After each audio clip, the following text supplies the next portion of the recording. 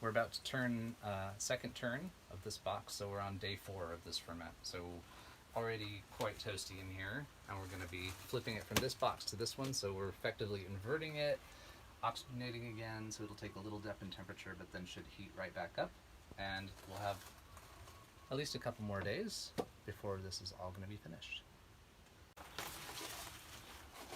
You're moving the lining to here.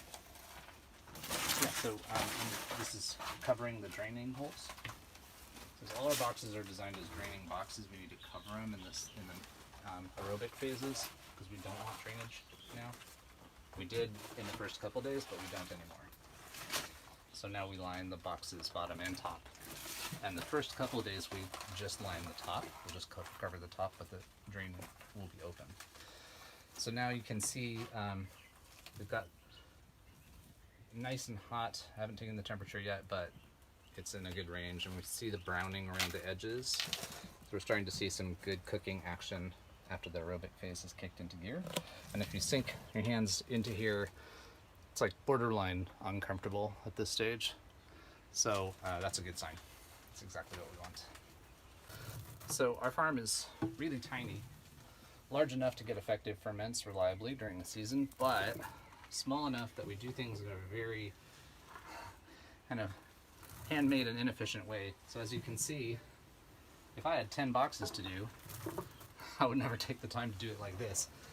And I would be wise not to take that time. But in this case, because I do only have 1 box to manage typically at a go, maybe 2, we're doing this in a very labor intensive but kind of effective way, because what you want is aeration and inversion at this stage.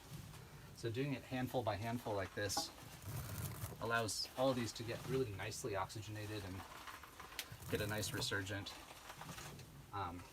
heat spike after we're done.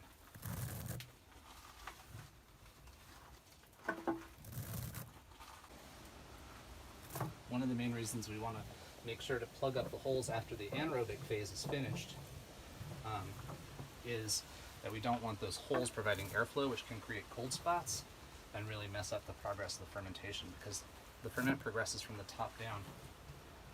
And so inversion is really important when we're turning, but so is preventing airflow from the base. In step box systems and cooler designs, there will be boxes that are designed not to drain at all. And so you're just naturally putting them in the right kind of container. But here we use the same box for all these different processes, so we have to manipulate it a little bit to make sure it does the right thing at the right time.